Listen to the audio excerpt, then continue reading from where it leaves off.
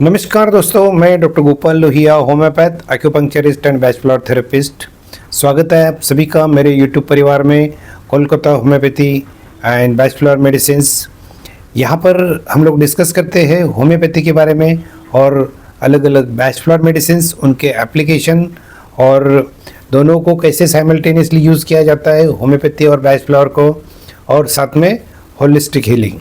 आज इस वीडियो में हम बात करने वाले हैं कि होम्योपैथी दवा के दौरान, होम्योपैथी ट्रीटमेंट के दौरान क्या खाना चाहिए, मुझे क्या क्या रिस्ट्रिक्शंस है।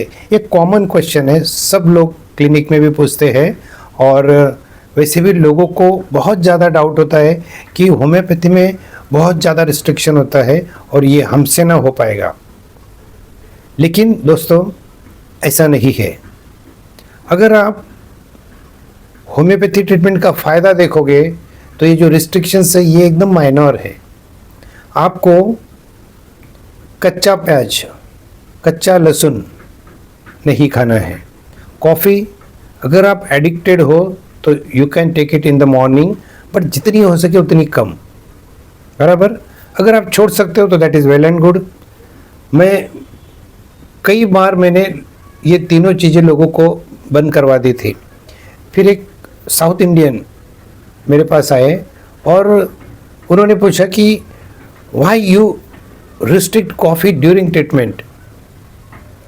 मैंने बोला कॉफ़ी दवाई को एंटीडोट कर देती है और फिर आप ठीक कैसे होंगे?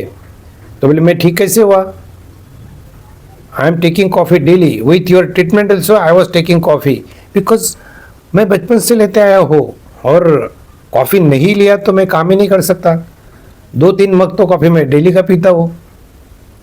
तो अगर एडिक्शन है तो आप कंटिन्यू करिए। फिर भी आप जब दवाई का डोज ले रहे हो उसके 1 घंटा पहले और 1 घंटा बाद में नहीं लेना है, ताकि वो मेडिसिन अपना काम कर ले। बाद में अगर ये चीज़ें आप लेते भी हो तो उसका इफेक्ट थोड़ा एंटीडोट होगा, पूरा एंटीडोट नहीं होगा। दवाई खाते ही आपने अगर ये चीज़ें ले ली तो हो सकता है पूरा इफेक्ट एंटीडोट हो जाएगा। तो इतना ध्यान रहे कि आप जब भी दवाई ले रहे हो 10 मिनट पहले 10 मिनट बाद में आपको कुछ खाना नहीं है। आपका मुंह एकदम साफ सुथरा होना चाहिए, उसमें कोई टेस्ट नहीं होनी चाहिए, उसमें कोई गंध नहीं होनी चाहिए। अगर आपने ऐसी कोई चीज़ खा ली है कि जिसकी टेस्ट अब तक मुंह में है तो थोड़ा वेट करिए, वो जाने दीजिए या ब्रश कर लीजिए। और ब्रश भी करते टाइम जो आप यूज़ कर रहे हो उसमें मिंट नहीं होनी चाहिए, तो उससे भी परेशानी है। मतलब जितनी भी खुशबू वाली चीज़ें हैं स्ट्रॉन्ग, जैसे डिओडोरेंट्स है, कुछ सेंट्स है और इत्र वगैरह लोग लगाते हैं और घर में अगरबत्ती रहती है, ये जो स्मेलिंग, स्ट्रॉन्ग स्मेलिंग चीज़ें हैं उससे आप दूर रहिए। जब आपका ट्रीटमेंट चल रहा है तो वो कम्प्लीटली अवॉइड करिए। और वैसे भी दोस्तों, मेरी ये राय है सबको, पहले ही इतना दुनिया में पोल्यूशन है और आप डिओड्रेंट यूज़ कर रहे हो। What is deodorant? Is a strong chemical. एक बार आप छिड़क देते हो, कपड़े की खुशबू जो है 1-1 हफ्ते तक नहीं जाती है। तो कितना स्ट्रॉन्ग केमिकल है, और वो आप इनहेल कर रहे हो तो आपके अंदर ब्लड में कितने फ्री रेडिकल्स होंगे, बहुत ज़्यादा। और फिर उसकी वजह से बहुत सारी बीमारियां हो सकती फ्री रेडिकल से, क्योंकि डिजेनरेशन ज़्यादा होता है बॉडी में। और क्या अवॉइड करना चाहिए? Tobacco, alcohol.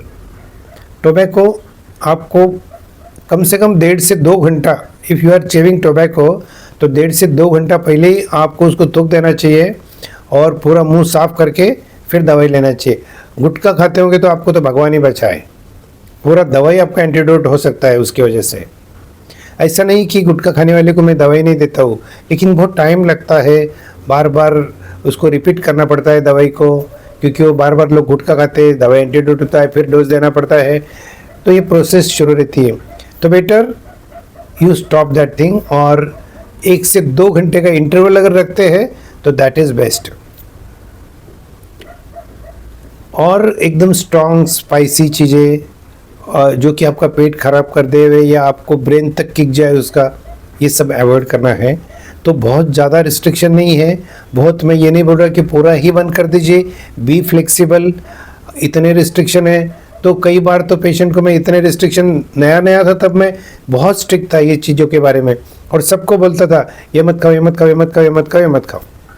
पेशेंट क्या बोलता था, ठीक है टाटा बाय बाय, मैं दूसरा डॉक्टर देखता हूँ, ये सब बंद करने को तो मुझे जमने वाला है नहीं।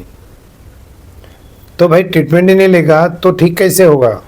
तो फिर मैंने थोड़ा माइल्ड रिस्ट्रिक्शन रखे, तो अब पेशेंट्स भी ठीक हो रहे हैं और उनकी जो आदतें हैं, तो कभी कभी पेशेंट की आदतें संभाल के भी हमको रिस्ट्रिक्शन देने पड़ते हैं as per the patients psychology, उसको हम कुछ नहीं कर सकते।